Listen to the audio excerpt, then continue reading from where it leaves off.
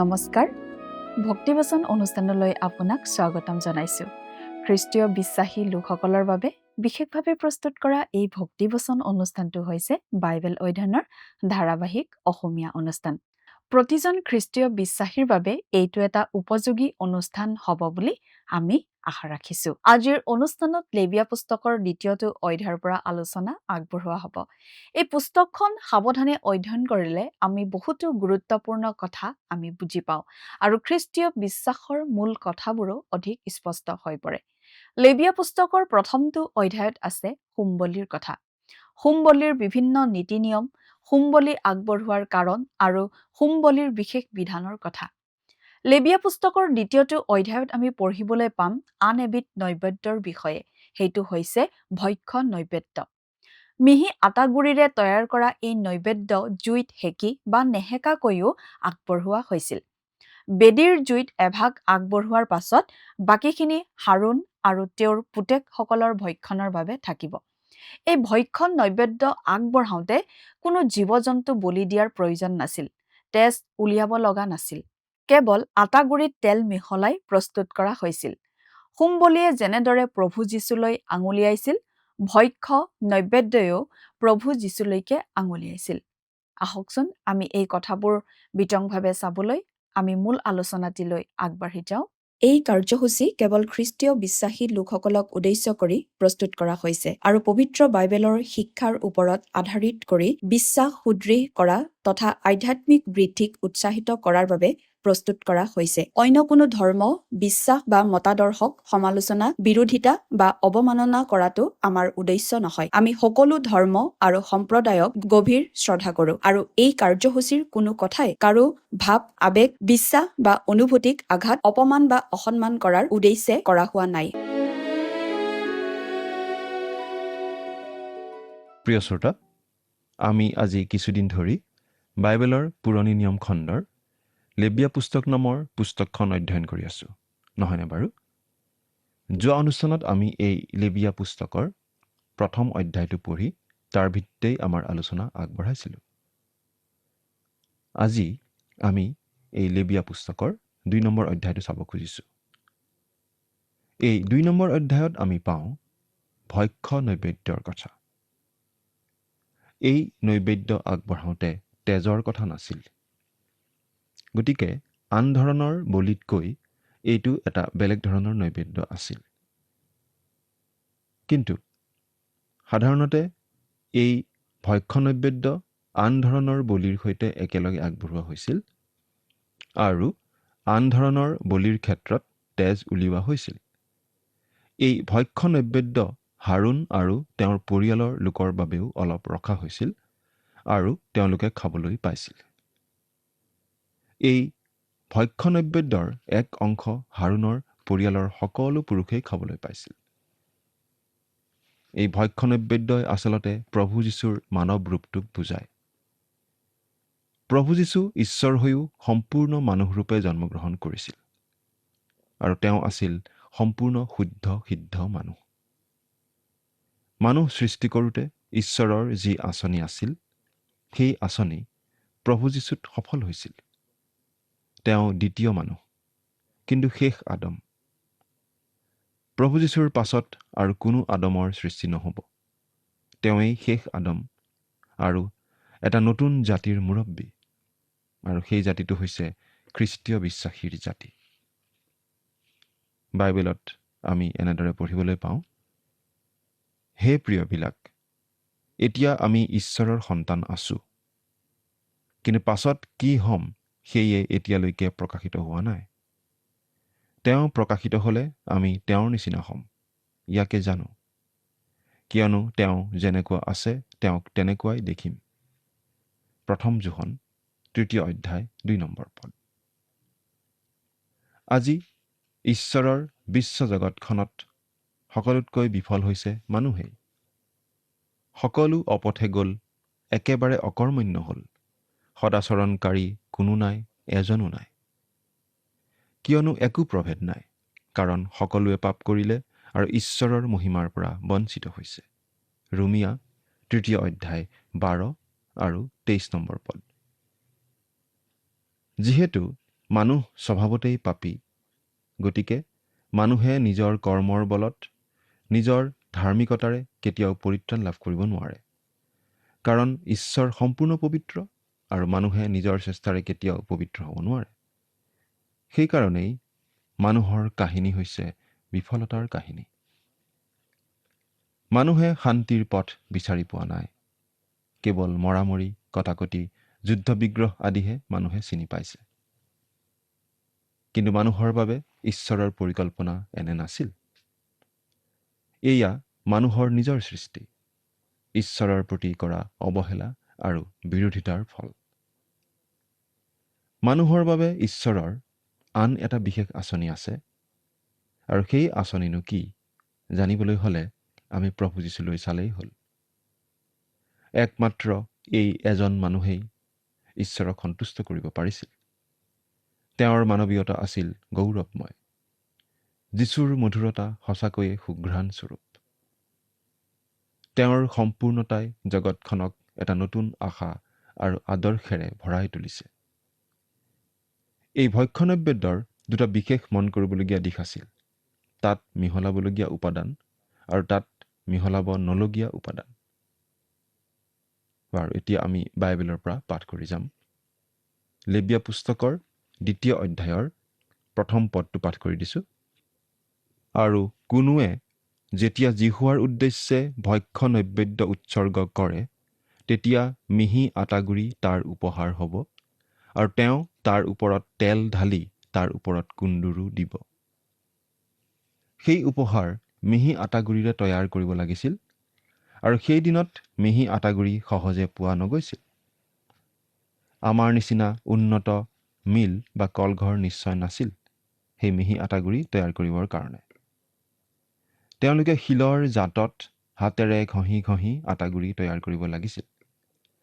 গতিকে খুব মন দি কামটো নকৰিলে মিহি নহৈছিল। গতিকে মিহি আটাগুৰি তৈয়াৰ কৰিব লাগিলে খুব সাৱধানে বহু সময় ধৰি কাম কৰি কৰি তৈয়াৰ কৰিব লাগিছিল। সেইবাবে মিহি আটাগুৰিৰ কথা কওঁতে ভালদৰে খুন্দাৰ ভাৱটো জড়িত হৈ থাকে। এই কথাটোৱে আমাৰ আগত প্ৰভু যীশুৰ ব্যক্তিত্বটো দাঙি ধৰে। প্ৰভু যীশুৰ ব্যক্তিত্ব বিশ্লেষণ কৰি চালে আমি বহু কথাই জানিব পাৰোঁ। তেওঁ বাহিৰে ভিতৰে একেই আছিল, অৰ্থাৎ কথা আৰু কামৰ মাজত সম্পূৰ্ণ সামঞ্জস্য আছিল। তেওঁ আছিল সম্পূৰ্ণ স্বাভাৱিক স্বভাৱৰ লোক। আমি ভাবোঁ এই পৃথিৱীত জন্ম লোৱা মানুহৰ ভিতৰত তেওঁই একমাত্ৰ সম্পূৰ্ণ স্বাভাৱিক প্ৰকৃতিৰ ব্যক্তি আছিল। কাৰণ পাপৰ কবলত পৰি মানুহ একপক্ষীয় অস্বাভাৱিক হৈ পৰিল। মানুহৰ ব্যক্তিত্বৰ এটা দিশ বৃদ্ধি নাপায় আৰু আনটো দিশ বেছিকৈ বৃদ্ধি পায়, আৰু সেইবাবেই মানুহ হৈ পৰে ভাৰসাম্যহীন। এজন মানুহে এটা হাঁহি উঠা ঘটনা কৈছিল। তেওঁ কলেজত মনোবিজ্ঞান পঢ়িছিল, আৰু এটা বিষয় আছিল মানুহৰ মানসিক ৰোগৰ বিষয় বা অস্বাভাৱিকতাৰ বিষয়। সেই কথাখিনি পঢ়ি তেওঁ প্ৰফেচৰৰ কাষ পালেগৈ। তেওঁ ক'লে, ছাৰ, মই ইয়াত যিটো মানসিক বিকৃতিৰ কথা পঢ়োঁ, সেইটো বিকৃতিয়ে মোৰ থকা যেন লাগে। সেই কথা শুনি প্ৰফেচাৰজনে হাঁহি হাঁহি ক'লে, তুমিনো কেতিয়া আহিবা বুলি আমি বাট চাই আছিলোঁ। কাৰণ তোমাৰ শ্ৰেণীৰ সকলো ছাত্ৰ ছাত্ৰীয়ে সেই একে কথাকে ক'বলৈ ইতিমধ্যে মোৰ ওচৰলৈ আহিছে। সকলোৰে সেই সমস্যাটো আছে, মোৰো আছে। আচলতে সকলোৰে এই সমস্যা আছে। অলপতে এজন বিখ্যাত মনোবৈজ্ঞানিকে মন্তব্য কৰিছিল যে সকলো মানুহেই অলপ অলপ পাগল বা কম বেছি পৰিমাণে অস্বাভাৱিক। প্ৰিয় শ্ৰোতা, একমাত্ৰ প্ৰভু যীশুখ্ৰীষ্টহে সম্পূৰ্ণৰূপে স্বাভাৱিক লোক। বাইবেলত আমি প্ৰভু যীশুৰ বাহিৰে যিমানবোৰ মানুহৰ বিষয়ে পঢ়োঁ, সেই সকলোৰে জীৱনত আমি খহটা অৱস্থা এটা পাওঁৱেই। চিমচোনে শাৰীৰিক শক্তিৰে বহুত ডাঙৰ কাম কৰিব পাৰিলেও মনেৰে আৰু ইচ্ছা শক্তিৰে দুৰ্বলতাৰ পৰিচয় দিছিল। পৌল আছিল অতি তীক্ষ্ণ বুদ্ধিসম্পন্ন ব্যক্তি, কিন্তু তেওঁ আছিল শাৰীৰিকভাৱে দুৰ্বল। পাচনি পিতৰ আছিল আৱেগিক, যীশুৰ কাৰণে মৰিবলৈ সাজু আছিল বুলি কৈ কিছু সময় পাছতেই যীশুক চিনি নাপাওঁ বুলি মিছা মাতিছিল। এনেদৰে আমি বহুতো উদাহৰণ দিব পাৰোঁ। কিন্তু প্ৰভু যীশু আছিল সম্পূৰ্ণ স্বাভাৱিক, সকলো পিনে ভাৰসাম্য থকা লোক। তেওঁৰ ব্যক্তিত্বৰ সকলো দিশতেই আমি সমানে গাম্ভীৰ্যতা দেখুৱাব। তেওঁৰ ব্যক্তিত্বৰ সকলো দিশতেই তেওঁ সমানে গাম্ভীৰ্যতা দেখুৱাইছিল। তেওঁ খঙেৰে জেৰুচালেমৰ মন্দিৰৰ পৰা ধন সলোৱা লোকবোৰক খেদি পঠিয়াব পাৰিছিল আৰু অতি মৰমেৰে সৰু সৰু ল'ৰা ছোৱালীক আঁকোৱালি ল'বও পাৰিছিল।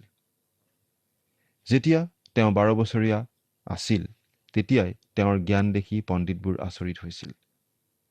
যেতিয়া তেওঁ শিক্ষা দিছিল মানুহবোৰ আচৰিত হৈছিল। কিন্তু তেওঁ জ্ঞানেৰে মানুহক আকৰ্ষণ কৰিবলৈ অহা নাছিল, আহিছিল পিতৃ ঈশ্বৰৰ ইচ্ছা পালন কৰিবলৈহে। লাজাৰৰ মৃত্যুত নাইবা জেৰুচালেমৰ অৱস্থালৈ চাই প্ৰভু যীশুৱে ক্ৰদন কৰিব পাৰিছিল। কিন্তু একে সময়তে তেওঁ লাজাৰক পুনৰ জীয়াবও পাৰিছিল আৰু জেৰুচালেমৰ ওপৰত অভিশাপ দিবও পাৰিছিল। তেওঁ আৱেগৰ বশৱৰ্তী হৈ কাম নকৰিছিল। তেওঁ আকুৰগোজ নাছিল, অহংকাৰী নাছিল। কিন্তু তেওঁ ক্ৰুচত মৃত্যুবৰণ কৰিবলৈ আগবাঢ়ি যোৱাৰ পৰা একোৱেই তেওঁক বাধা দিব পৰাও নাছিল। সকলো সময়তে তেওঁ ক'ব পাৰিছিল, মোৰ ইচ্ছাৰ দৰে নহয়, কিন্তু তোমাৰ ইচ্ছাৰ দৰেই হওক। তেওঁ এনেদৰে কৈছিল, কিয়নো মই মোৰ নিজৰ বাঞ্ছা পূৰ কৰিবলৈ নহয়, মোক পঠোৱাজনৰহে বাঞ্ছা পূৰ কৰিবলৈ স্বৰ্গৰ পৰা নামি আহিছোঁ। যোহন 6 নম্বৰ অধ্যায় 38 পদ। তেওঁ তাৰ ওপৰত তেল ঢালি, সেই ভক্ষ্য নৈবেদ্য সাজু কৰোঁতে তাত তেল ঢালিবলৈ কোৱা হৈছে। তেলে পবিত্ৰ আত্মাক বুজায়। ইয়াত কোৱা হৈছে তাৰ ওপৰত তেল ঢালিব লাগিব বুলি। 4 আৰু 5 নম্বৰ পদত তেল মিহলোৱা বুলি কোৱা হৈছে। 6 নম্বৰ পদত আকৌ তাৰ ওপৰত তেল ঢালিবা বুলি কোৱা হৈছে। আৰু 7 নম্বৰ পদত তেলত ভাজি বুলি কোৱা হৈছে। মুঠতে সেই ভক্ষ্য নৈবেদ্য তেলত ডুব যোৱাকৈ তেল দিয়া গৈছিল। সেই ভক্ষ্য নৈবেদ্যত তেল আছিল অতি প্ৰয়োজনীয় উপাদান আৰু কেইবা ধৰণে তেল ব্যৱহাৰ কৰা হৈছিল। প্ৰভু যীশুৰ মানৱীয় জীৱনত পবিত্ৰ আত্মা অৰ্থাৎ তেলৰ উপস্থিতি মন কৰিবলগীয়া। তেওঁ পবিত্ৰ আত্মাৰ যোগেদি জন্ম পালে, অৰ্থাৎ তেল মিহলোৱা। এই কথা আমি পাওঁ লুকে লিখা শুভবাৰ্তা 1 অধ্যায়ৰ 35 নম্বৰ পদত। তেওঁ পবিত্ৰ আত্মাৰে বাপ্তাইজিত হ'ল, অৰ্থাৎ ওপৰত তেল ঢালি দিয়া। মুঠিয়ে লিখা শুভবাৰ্তা 3 অধ্যায়ৰ 16 আৰু 17 পদত আমি পাওঁ। তেওঁ পবিত্ৰ আত্মাৰ দ্বাৰাই চালিত হৈছিল, তাৰ ওপৰত তেল বাকি দিয়া। মাৰ্ক 1 অধ্যায় 12 পদ। তেওঁ পবিত্ৰ আত্মাৰ শক্তিৰে শিক্ষা দিছিল, অলৌকিক কাৰ্য সম্পাদন কৰিছিল আৰু নিজকে ক্ৰুচত অৰ্পণ কৰিছিল, অৰ্থাৎ তেলত ভজা। প্ৰিয় শ্ৰোতা, প্ৰভু যীশুৱে যদি পবিত্ৰ আত্মাৰ যোগেদিহে সকলো কৰিছিল, আমাকো সকলো ক্ষেত্ৰতে পবিত্ৰ আত্মাৰ সহায় নালাগেনে বাৰু? আমাক বেছিকৈহে লাগে। কুন্দুৰু মানে এবিধ সুগন্ধি দ্ৰব্য। এই সুগন্ধি দ্ৰব্য গছৰ পৰা তৈয়াৰ কৰা হয় আৰু ঘঁহিলেহে বা খুন্দিলেহে সেই সুগন্ধি দ্ৰব্য পোৱা যায়। আৰু এই কথাটোৰ মাজেদিও প্ৰভু যীশুৰ কথাই প্ৰকাশ পায়। প্ৰভু যীশুৱে যি লাঞ্ছনা, গঞ্জনা, যন্ত্ৰণা আদি সহিছিল, তাৰ পৰাই তেওঁৰ জীৱনৰ সুগন্ধ বাহিৰ হৈছিল আৰু পিতৃ ঈশ্বৰ সন্তুষ্ট হৈছিল। প্ৰভু যীশুৰ জীৱন আছিল সুঘ্ৰাণস্বৰূপ আৰু আমাৰ জীৱনো তেনেকুৱাই হ'ব লাগে। এতিয়া 2 নম্বৰ আৰু 3 নম্বৰ পদ দুটা পাঠ কৰি দিম। আৰু তাক হাৰুণৰ পুত্ৰ পুৰোহিতবিলাকৰ ওচৰলৈ আনিব। পাছে পুৰোহিতবিলাকৰ এজনে তাৰ পৰা এমুঠি মিহি আটাগুৰি, এচলু তেল আৰু আটাইখিনি কুন্দুৰু লৈ তাৰ স্মৰণাৰ্থক অংশ বুলি তাক বেদীৰ ওপৰত দগ্ধ কৰিব। সেয়ে জিহুৱাৰ উদ্দেশ্যে সুঘ্ৰাণ দিয়া অগ্নিকৃত উপহাৰ। সেই ভক্ষ্য নৈবেদ্যৰ বাকীখিনি হাৰুণৰ আৰু তেওঁৰ পুত্ৰবিলাকৰ নিমিত্তে হ'ব। যীশুৱাৰ অগ্নিকৃত উপহাৰবোৰৰ মাজত সেয়ে অতি পবিত্ৰ। সেই নৈবেদ্যৰ এভাগ হাৰুণ আৰু তেওঁৰ পুত্ৰবিলাকে খাবলৈ পাইছিল। ইয়াত বিশেষকৈ জুইত পুৰি দিয়া কাৰ্যটোৱে গুৰুত্ব পাইছে। এতিয়া আমি 4 নম্বৰ পদৰ পৰা 10 নম্বৰ পদলৈকে পাঠ কৰিম। আৰু যেতিয়া তুমি তন্দুৰত তাও দিয়া ভক্ষ্য নৈবেদ্য উপহাৰস্বৰূপে উৎসৰ্গ কৰিবা, তেতিয়া তেল মিহলোৱা মিহি আটাগুৰিৰে কৰা খমিৰ নিদিয়া বিন্ধা থকা কেইটামান পিঠা বা তেল ঢলা খমিৰ নিদিয়া কেইটামান পাতল চাকলীয়া পিঠা দিব লাগিব। আৰু যদি টাৱাত তাও দিয়া ভক্ষ্য নৈবেদ্য তোমাৰ উপহাৰ হয়, তেন্তে খমিৰ নিদিয়া তেল মিহলোৱা মিহি আটাগুৰিৰে কৰা পিঠা হ'ব। তুমি তাক দুখৰ কৰি তাৰ ওপৰত তেল ঢালিবা, সেয়ে ভক্ষ্য নৈবেদ্য। আৰু যদি কেৰাহীত ভজা ভক্ষ্য নৈবেদ্য তোমাৰ উপহাৰ হয়, তেন্তে তেলত ভাজি মিহি আটাগুৰিৰে কৰিব লাগিব। এইবোৰ নিয়মৰ কোনো নিয়মেৰে যুগুত কৰা ভক্ষ্য নৈবেদ্য তুমি জিহুৱাৰ উদ্দেশ্যে আনিবা আৰু তাক পুৰোহিতক দিয়া হ'ব। তাতে তেওঁ তাক বেদীৰ ওচৰলৈ আনিব আৰু পুৰোহিতে সেই নৈবেদ্যৰ স্মৰণাৰ্থক অংশ লৈ বেদীত দগ্ধ কৰিব। সেয়ে জিহুৱাৰ উদ্দেশ্যে সুঘ্ৰাণ দিয়া অগ্নিকৃত উপহাৰ। আৰু সেই নৈবেদ্যৰ বাকীখিনি হাৰুণৰ আৰু তেওঁৰ পুত্ৰবিলাকৰ হ'ব। জিহুৱাৰ অগ্নিকৃত উপহাৰৰ মাজত সেয়ে অতি পবিত্ৰ। মিহি আটাগুৰি আৰু তেলৰ কথাটো বাৰে বাৰে গুৰুত্ব দি কোৱা হৈছে। জুইৰ কথাটো বাৰে বাৰে উল্লেখ কৰা হৈছে। 9 নম্বৰ পদত বিশেষকৈ কোৱা হৈছে, এই নৈবেদ্য ঈশ্বৰৰ উদ্দেশ্যে সুঘ্ৰাণ স্বৰূপ বুলি। এই নৈবেদ্যৰ আচল অৰ্থটো এইয়ে, প্ৰভু যীশুখ্ৰীষ্টত যে ঈশ্বৰে সন্তুষ্ট হয় সেইটো। প্ৰভু যীশুৰ আচল সৌন্দৰ্য, আচল সুঘ্ৰাণ ওলাই আহে দুখ, কষ্ট, যন্ত্ৰণাৰ মাজেদি। কিন্তু আমি তেনেকুৱা বিষম পৰিস্থিতিত বেয়া ৰূপটোহে প্ৰকাশ কৰোঁ। কিন্তু প্ৰভু যীশুক যিমানেই কষ্ট দিয়া হৈছিল, সিমানেই তেওঁৰ মনোমোহা ৰূপটোহে প্ৰকাশ পাইছিল। হাৰুণ আৰু পুতেকসকলে সেই ভক্ষ্য নৈবেদ্যৰ ভাগ পায়। প্ৰভু যীশুৱে নিজকে পিতৃ ঈশ্বৰৰ উদ্দেশ্যে ভক্ষ্য নৈবেদ্য হিচাপে আগবঢ়ালে। কিন্তু ঈশ্বৰৰ সৈতে তাৰ ভাগ খ্ৰীষ্টীয় বিশ্বাসীসকলেও পায়। প্ৰিয় শ্ৰোতা, আপুনি বাৰু খ্ৰীষ্টত কি দেখা পায়? তেওঁৰ মনোৰম সৌন্দৰ্য, সুঘ্ৰাণ, তেওঁৰ জীৱনৰ মিঠা সুঘ্ৰাণ আপুনি উপভোগ কৰিছেনে বাৰু? এতিয়া আমি যোহনে লিখা শুভবাৰ্তা 6 নম্বৰ অধ্যায়ৰ 53 পৰা 58 পদলৈকে পাঠ কৰি দিব খুজিছোঁ। ইয়াত আমি এনেদৰে পাওঁ, যীশুৱে তেওঁবিলাকক ক'লে, মই তোমালোকক অতিস্বৰূপকৈ কওঁ, মানুহৰ পুত্ৰৰ মাংস নাখালে আৰু তেওঁৰ তেজ পান নকৰিলে তোমালোকৰ নিজত জীৱন নাই। যিজনে মোৰ মাংস খায় আৰু মোৰ তেজ পান কৰে, সেইজনৰ অনন্ত জীৱন আছে, আৰু শেষৰ দিনা মই তেওঁক তুলিম।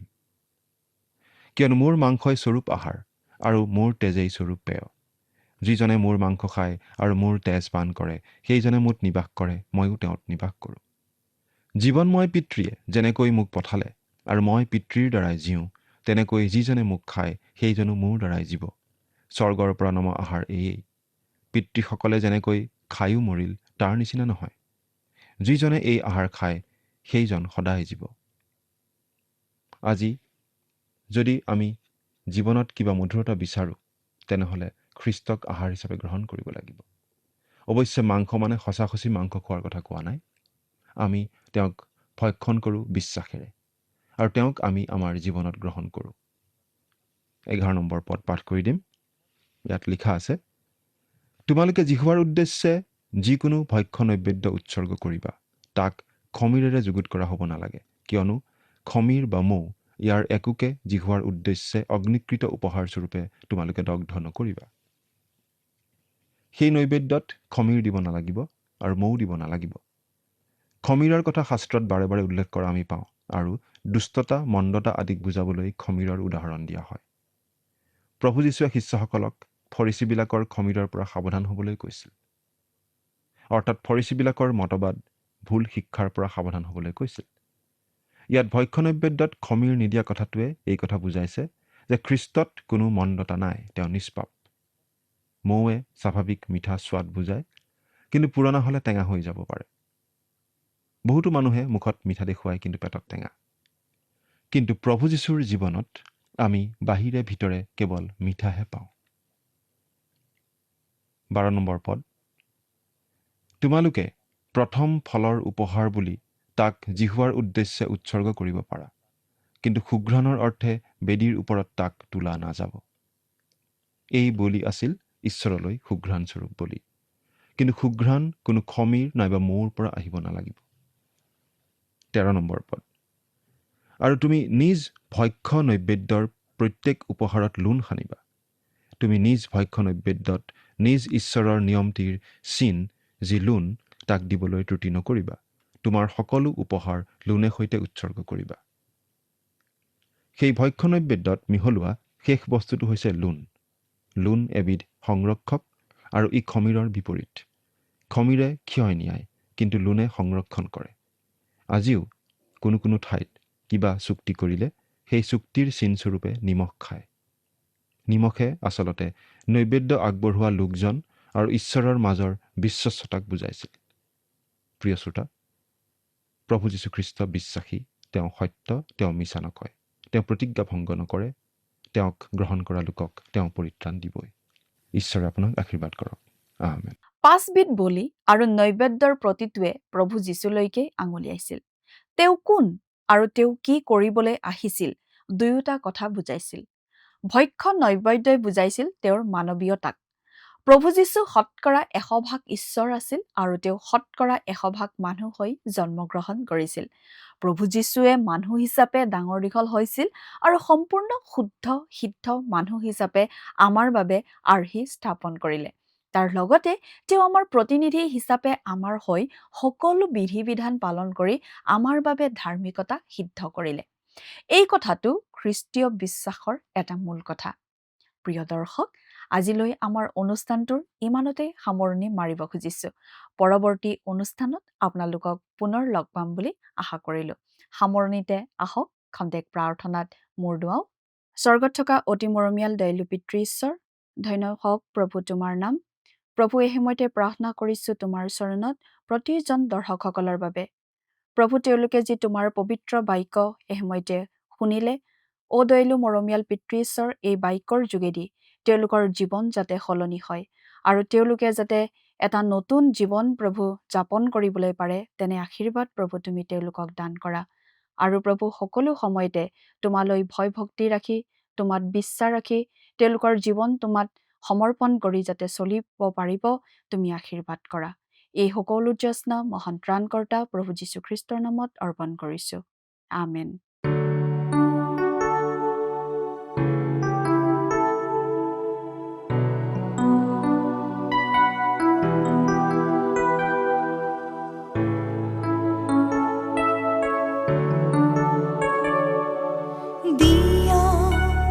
দিয়া নাম দৰ্শন তোমাৰে প্ৰভু, দিয়া নাম দৰ্শন তোমাৰে প্ৰভু, দিয়া নাম দৰ্শন তোমাৰে প্ৰভু, দিয়া নাম দৰ্শন তোমাৰে প্ৰভু।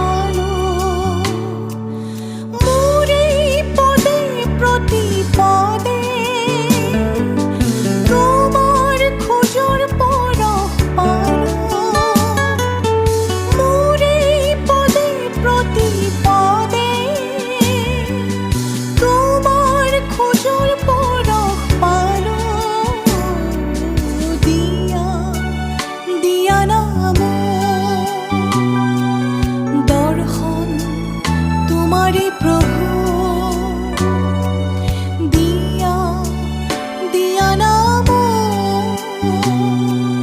দৰ্শন তোমাৰে প্ৰভু হে পিতা প্ৰাণৰ ত্ৰাতা জীৱনৰ পোহৰ তুমি দিলা হে পিতা প্ৰাণৰ ত্ৰাতা জীৱনৰ পোহৰ তুমি দিলা হে পিতা প্ৰাণৰ ত্ৰাতা জীৱনৰ পোহৰ। যোৱা অনুষ্ঠানত প্ৰচাৰিত প্ৰশ্নটিৰ শুদ্ধ উত্তৰটো হৈছে অপশ্যন বি হোম বুলি। আজিৰ অনুষ্ঠানৰ ওপৰত আধাৰিত প্ৰশ্নটি হৈছে লেবিয়া পুস্তকৰ 2 অধ্যায়ৰ 1 পদ অনুসৰি যেতিয়া কোনোবাই জিহুৱাৰ উদ্দেশ্যে ভক্ষ্য নৈবেদ্য উৎসৰ্গ কৰে তেতিয়া সেই উপহাৰ কিহেৰে তৈয়াৰী হ'ব লাগিব? অপশ্যন এ মিহি আটাগুৰি, অপশ্যন বি অক্ষত জৱ, অপশ্যন চি ঘেঁহুৰ পিঠা, অপশ্যন ডি শুকান ডালিম। প্ৰিয় দৰ্শক, আজিৰ প্ৰশ্নৰ সঠিক উত্তৰটো আজি সন্ধিয়া 6 বজাৰ আগেয়ে আপোনাৰ নাম আৰু ঠিকনাৰে সৈতে আমালৈ 7429840242 নম্বৰত SMS নাইবা হোৱাটছআপৰ যোগে প্ৰেৰণ কৰক। প্ৰিয় দৰ্শক, আপুনি যদি আমাৰ এই অনুষ্ঠানৰ যোগেদি আশীৰ্বাদপ্ৰাপ্ত হৈছে আৰু আমাৰ লগত কথা পাতিবলৈ বিচাৰিছে বা আপোনাক প্ৰাৰ্থনাৰ সহায়ো পৰামৰ্শ লাগে তেন্তে আমালৈ 7429840242 এই নম্বৰত পোনপটীয়াকৈ ফোন কৰিব পাৰিব। ধন্যবাদ।